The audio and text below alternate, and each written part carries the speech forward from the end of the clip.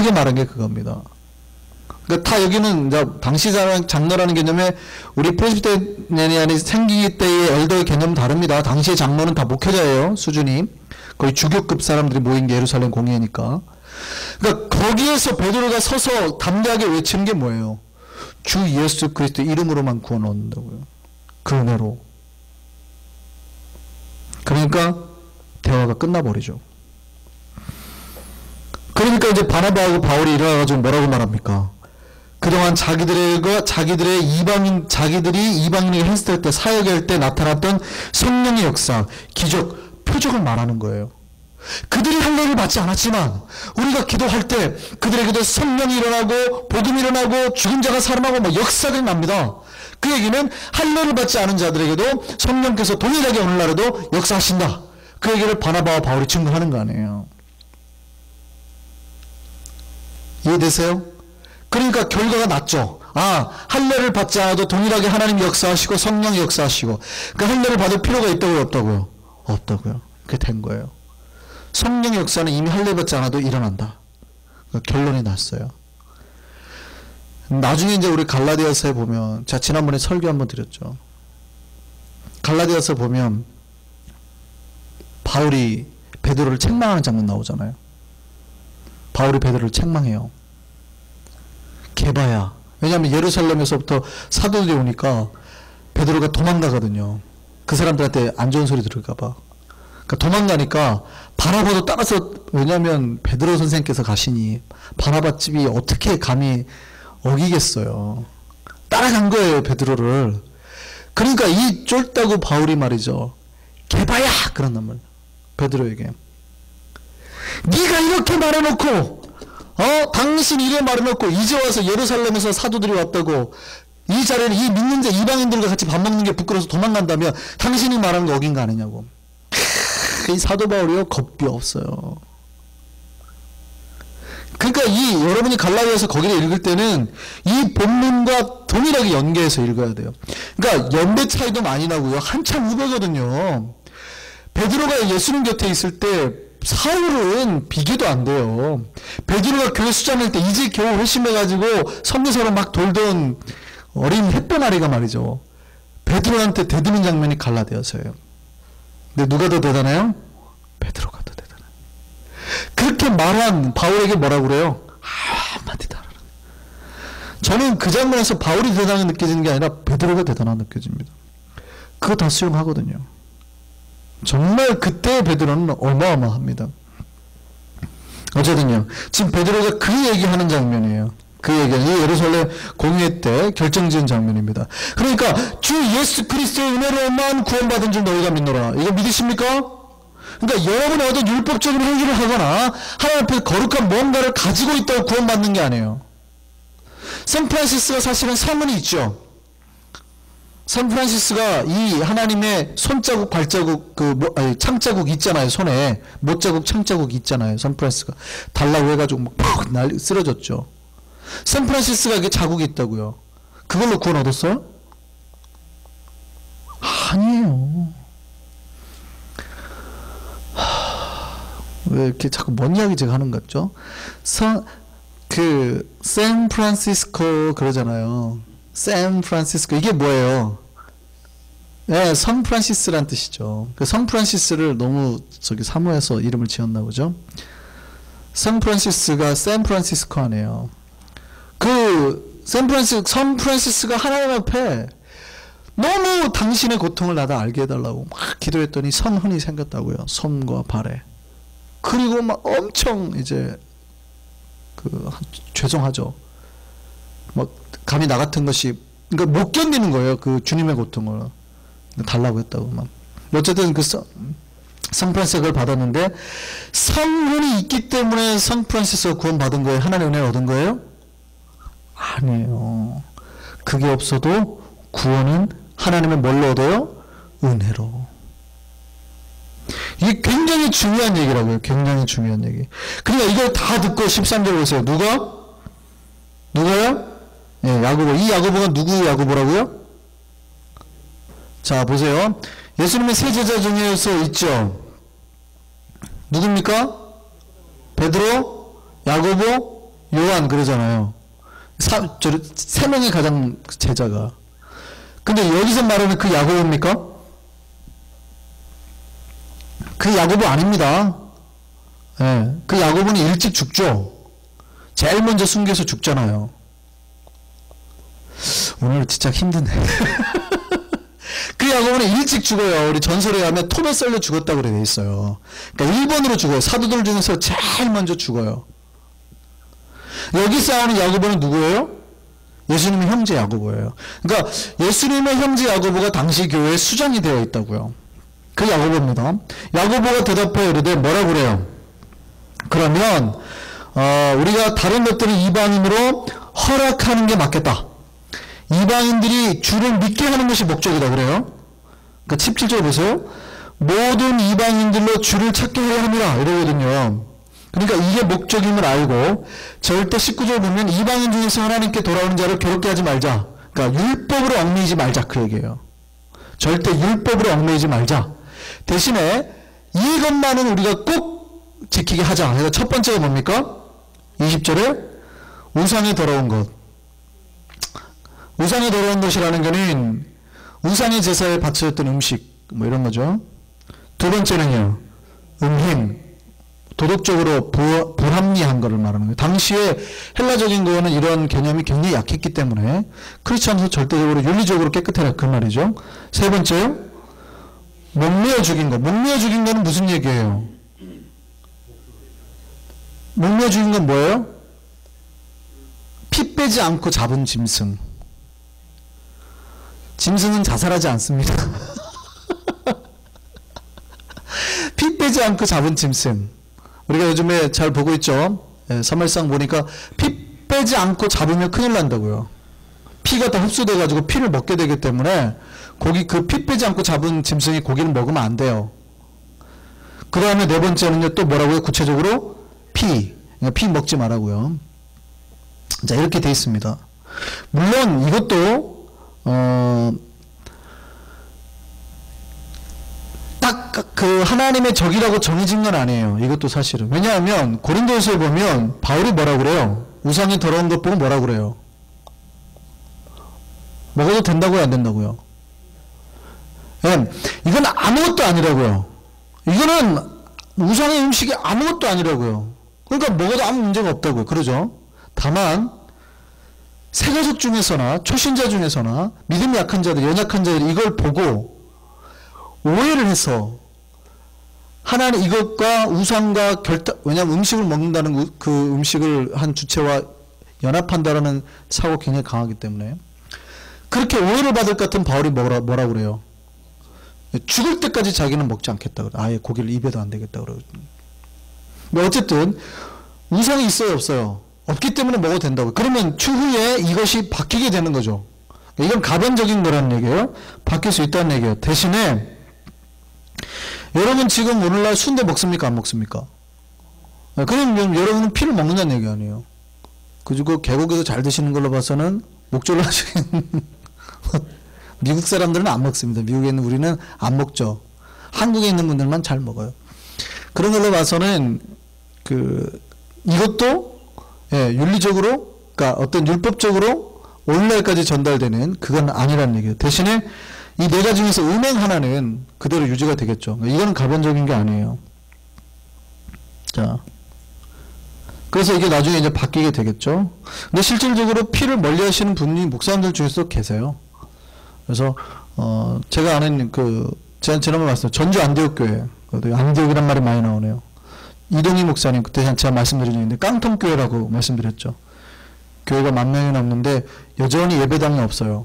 철판으로 지어졌어요. 그러니까 이렇게 큰 이런 큰 하우스처럼 생겼어요. 여기가 입구고 이게 다 철판이에요. 이게 그러니까 딱 깡통 딱 절반 잘라놓은 것 같아요. 이렇게 이 동그란 드럼통 있죠? 드럼통을 이렇게 딱 절반 잘라놔갖고 이렇게 딱 엎어놓은 것 같이 생겼어요. 비닐하우스 같이. 근데 이게 철판이에요. 여기가 예배당인데 얘가 비가 오면 타타타타타타 소리가 나가지고 예배를 못 드려요. 그 교회 이동희 목사님이 아주 유명하세요. 한국에서는 선교에 미친 교회이기 때문에 예산의 70%를 선교했습니다. 교회에서는 70%를. 무시무시한 교회입니다. 거기에는 뭐 애들에게 1순위 꿈 물어보면 1순위가 무조건 선교사예요. 거기는 공산당도 따라오세요, 진짜. 애들이랑 보통 꿈이 의사, 변호사, 대통령 뭐 이렇게 나와야지 애들이잖아요. 그 교회 애들은 무조건 선교사예요. 여기 이 한 교회가 파송하는 전 세계 파송, 거의 모든 교회 선교사를 파송할 겁니다, 아마. 선교대 한번 열면요, 교회가 막 벅적벅적합니다. 선교사가 와도 교회에서 돈이 없으니까 뭐 호텔 잡아주고 이런 거 없습니다. 무조건 선교사 재울 집 이렇게 받습니다. 그러면 선교사가 있는 동안에 그 집에서 머물게 합니다.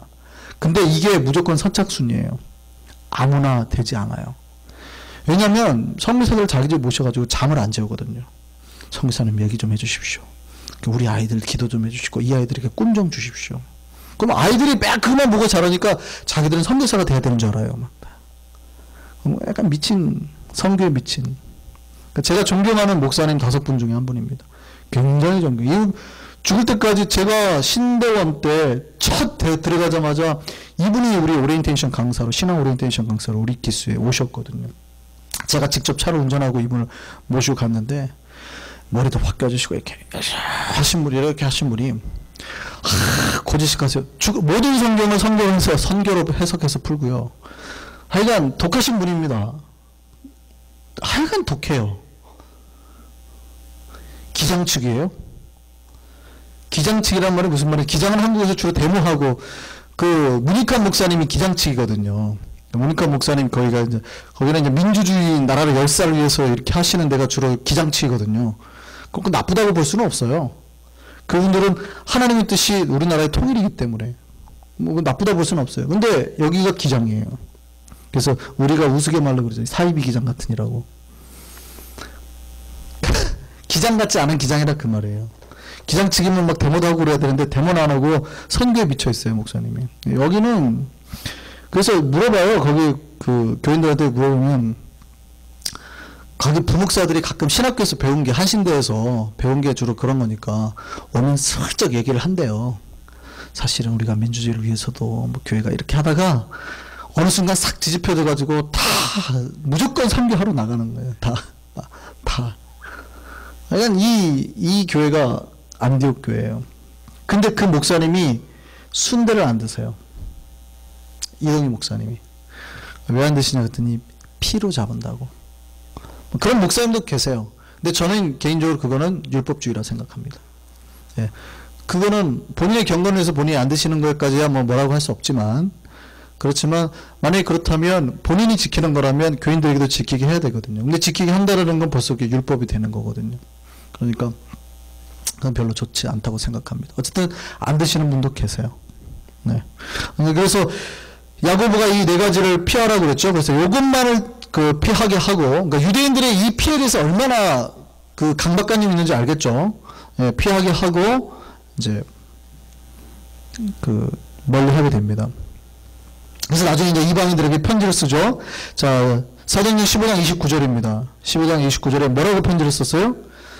자, 너희가 우상의 제물과 피와 목매어 죽인 것과 음행을 멀리할지니라. 그렇게 하고 편지를 쓰게 되죠, 이제. 그렇게 해가지고 편지를 붙여가지고 보냅니다. 이방인들에게 이제 교회들마다 이렇게 싹 보내게 되는 거죠. 그렇게 해서 1차 선교여행이 끝나고 돌아와서 예루살렘에서 공회를 가지고 다시 안디옥으로 가자마자 다시 2차 전도 여행을 떠나가게 됩니다. 그게 15장 36절부터예요. 떠나서 바로 15장 36절에 안디옥에 유하자마자 뭐라고 되어 있어요? 며칠 후 바울이 바나바더러 말하되 드디어 우리가 다시 제2차 선교여행을 떠나자, 이렇게 이제 얘기를 합니다. 그래서 이제 2차 선교여행을 떠나는데 정말 인간적인 장면이 나와요. 바나바가 누구를 데려가자고 그래요? 15장 30절 보세요. 누구래요? 요한을 데려가자고. 요한이 누구라고요? 마가예요, 마가. 이 마가를 데려가자고 그러는 거예요. 마가 요한을 데려가자고 그러니까 바울이 뭐라고 그래요? 38절에 밤빌리아에서, 그때 밤빌리아는 요 지역이 밤빌리아입니다. 여기 버가가 있는지요. 밤빌리아에서 자기들을 떠나 함께 일하러 가지 아니한 자를 데려가는 것이 옳지 않다라고 붙은 겁니다. 이게 심하게 이제 다투게 돼요. 왜냐하면 요한이 바나바의 조카거든요. 그러니까 바나바는 데려가려고 하고, 그러니까 재미있죠. 바나바는 얼마나 온유한 사람이에요. 바나바 하면 온유한 사람이잖아요. 바나바의 특징이 온유한 사람이에요. 근데 바울은 또 얼마나 하나님의 복음의 열정에 성령에 취해 있는 사람이에요. 이들이 막 기도하면 사람이 살아나고 이러잖아요. 그죠? 근데 이 둘이 뭐 했다고요? 싸웠다고요. 물론 이게 긍정적인 부분은 아니에요. 긍정적인 부분은 아니에요. 교회가 가져서는 안 될 부분인데 그들도 그럴 수 있다고요? 없다고요? 있다고요. 그러니까 우리도 끊임없이 우리 스스로가 그럴 수 있음을 미리 조심하고, 바나바나 바울도 싸울 수 있다면 저와 여러분은요 수도 없이 싸울 수 있죠. 그러니까 미리 준비하지 않으면 언제든지 우리 속에서 내 생각과 안 맞으면 싸운다고요. 그러니까 준비를 하셔야 돼요. 여러분에서 혈기가 나오려고 하거나 싸우려는 마음이 나오려고 하면 미리 준비하셔서 조심해야지 이러셔야 된다고요. 그렇지 않으면 싸워요. 물론 결론적으로는 나쁘지 않았던 것 같습니다. 왜냐하면 신라라는 동역자가 생기고 바울은 바울대로, 바나바는 바나바대로 복음 사역을 이루었기 때문에 결론적으로는 나쁘지 않은 것 같습니다만, 싸웠다는 것 자체를 하나님의 그럼 성령의 역사로 볼 수 있느냐? 그럴 수는 없는 것 같은데, 하나님께서는 악한 것도 선한 것으로 이용하신다. 우리가 그렇게 이해는 할 수 있을 것 같습니다. 그래서 이 둘 사이가 심히 다투어가지고 39절 보세요. 서로 심히 다투어서 갈라서게 됐어요. 그래서 바나바는 마가를 데리고 구브로로 가요. 구브로가 어딘지 알죠? 여기 섬이에요. 그러니까 원래 고향 땅이에요. 그러니까 여기 1차 전도여행이 이렇게 갔거든요. 이렇게 갔잖아요. 여기 갔다가 여기 바보, 기억나시죠? 바예수를 만나고 이렇게 갔거든요. 그러니까 자기 고향 지역으로 이렇게 해가지고 다시 1차 전도여행 갔던 대로 바나바는 떠나게 되고, 바울은 실루아노, 성경에 실루아노라고도 되어 있고 실라라고도 나와 있죠. 이 실라를 데리고 어떻게 길을 떠나냐면 윗길로, 육로로 이렇게 가게 됩니다. 그래서 육로로 그렇게 해가지고 처음에 가는 데가 어디냐면, 바울은 자기 원래 고향이 어디예요? 바울의 원래 고향이 어디예요? 다소죠. 예, 다소 출신이니까 이 다소로 갔다가 그 다음에 다소에서 데베, 이고니온 이쪽에 갑니다. 그리고 루스드라까지 가게 되죠. 루스드라. 자, 루스드라에서 2차 전도여행 때 기억하셔야 되는 게, 바울이 데베와 루스드라에 들려서 루스드라에서 누구를 데려갑니까? 굉장히 중요한 사람 한 명을 데려가죠. 누구요? 16장 1절 누구요? 디모데. 디모데를 데리고 픽업한 게 몇 차 전도여행이에요? 2차 전도여행. 이거 기억하셔야 됩니다. 그러니까 1차 전도여행은 지난번에 그렇게 끝나고 2차 전도여행 때 바울과 바나바가 갈라서고 난 다음에 바나바는 일로 가고 바울은 이렇게 갔어요. 그래서 여기 루스드라, 지난번에 루스드라 기억나세요? 1차 전도여행 때? 예, 그 장소까지 다시 간 거예요. 루스드라에서 죽을 뻔했잖아요. 그죠? 돼지개 두드러나고 죽을 뻔했어요. 거기까지 간 거예요. 사실은 그래갖고 죽은 척하고 살아난 데가 루스드라라고요. 여기까지 가서 여기에서 디모데를 데리고 갑니다. 그리고 디모데를 데리고 어디로 가냐면 이 드로아라는 데까지 갑니다. 드로아가 여기 지역 끝이에요. 이렇게. 그러니까 여기 사실은 여기 지명 이렇게 좀 나눠져 있고, 여기가 요 지역, 여기가 굉장히 앞으로 여러 번 나올 때니까 좀 알아두셔야 돼요. 여기가 드로아입니다. 이렇게 가게 돼요. 루스드라에서 어디로 가게 돼요? 드로아로 가게 됐어요. 그 드로아로 가서 이제 디모데를 거기서 디모데는 재미있는 게, 바울이 할례를 했을까요? 안 했을까요? 디모데에게 바울이 할례를 했을까요? 안 했을까요? 아니, 보세요. 바울이 지금 예루살렘 공회에서 할례를 안 해도 된다고 표준을 받았잖아요. 이미 허락을 받았잖아요. 디모데에게 할례를 했을까요? 안 했을까요? 했어요. 재밌는 건 했어요. 왜 했을까요? 디모데는 그냥 유대인이거든요. 물론 아버지는 헬라인입니다. 그런데 유대인의 피를 타고났거든요. 그러니까 여자 유대 사회에서의 비록 가부장제 사회지만 신앙 교육은 다 엄마가 시켜요. 어렸을 때부터, 젖먹이 때부터. 물론 크면 아버지가 시키지만. 그러니까 엄마의 사상을 받고 아이가 자랐을 거라 생각하니까 이 아이는 할례를 시키는 겁니다. 그러니까 바울의 사고가 굉장히 재밌죠. 나중에 또 할례 안 받은 사람을 나중에 디도를 데려가는 사건이 또 나와요. 그러니까 바울은 이 모든 율법에서 자유한 거예요. 그게 한 게 잘못된 게 아니에요. 할례를 한 게. 그러나 그 할례가 율법이 되어서 구원에 이르는 길이다 그러면 목숨 걸고 막는 거예요. 이해됐어요? 네, 굉장히 중요한 바울의 신학적 사고입니다. 이게. 자, 그래서 거기서 디모데를 데리고 이제 같이 어디로 가냐면 드로아에 갔는데 처음에 바울은 이 비두니아 지역을 가고 싶어 했어요. 비두니아가 어디냐면 요 위쪽 지역이에요. 여러분 지도 보이시나요? 199쪽 보면 위쪽 비두니아가 요쪽 본도 비두니아가 요 위에요. 여기. 그러니까 여기에서 이렇게 가고 싶어 했다고요. 바울이. 이렇게 가고 싶어 했는데 자 16장 6절 보세요. 사실은 바울은 7절 보세요. 무시아 앞에 이르러 무시아가 여기에요. 여기 요 근방에서 이르러서 바울이 비두니아로 그러니까 여기를 말하는 거죠. 비두니아로 가고 싶어가지고 애쓰는데 뭐라 그래요? 예수께서 허락지 아니하시는 거예요. 거기를 가지 말라는 것이죠. 그래서 성령이 아시아에서 말씀을 전하지 못하게 하세요. 바울이 요 근처에서만 이렇게 전도를 하다가 자꾸 요 위로 이제 가고 싶은 거죠. 이 위쪽으로 이렇게. 그러니까 바울은 욕심이 이렇게 돌고 싶었던 것 같아요. 이번에는. 여기는 유럽은 너무 머니까 이쪽으로 넘어가면. 위쪽으로 가고 싶어 했는데 성령이 더 이상 여기서 전도하지 말라고. 그리고 환상을 하나 보여주시죠. 무슨 환상이요?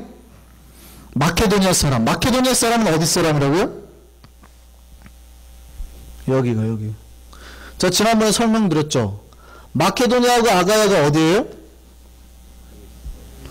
예, 그리스 위쪽 지방이 마케도니아예요. 당시에. 여기가 아가야예요. 그러니까 마케도니아 사람 한 명이 환상 가운데 꿈에 나타나는 거예요. 뭐라 그럽니까? 꿈에 와서 우리를 도우라. 네, 건너와서 우리를 도우라 하니까 바울이 그 환상을 보았을 때 하나님께서 우리의 복음을 저기로 부르시는구나. 성령 예수의 영이 성령이 계속 막으시는데 환상 가운데 그러니까 몇 가지가 지금 기적이 같이 가는 거예요. 성령이 계속 막으시는 거예요. 근데 꿈의 환상을 봤는데 여기로 오라고 가르치는 거예요. 여기로 와라고 우리를 도우라고.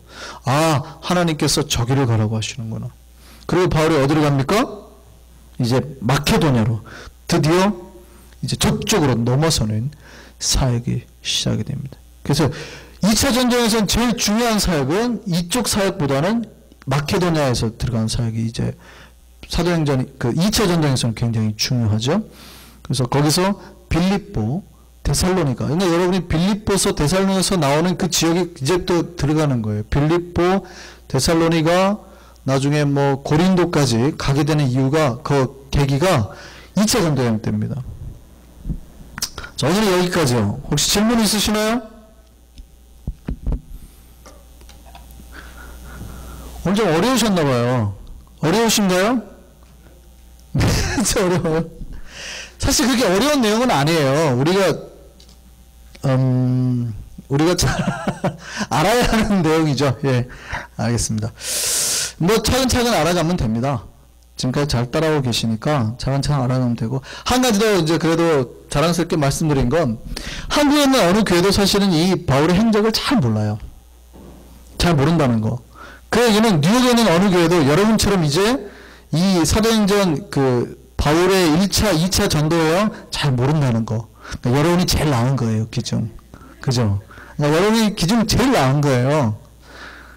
상당히 괜찮았으니까 올라오고 있으니까 너무 그렇게 낙심하지 마십시오. 그러니까 괜찮은 거예요. 지금 잘 따라오고 계시니까. 잊어먹지만 마시고 잘 기억해 두세요. 아셨죠? 예, 우리 기도하겠습니다.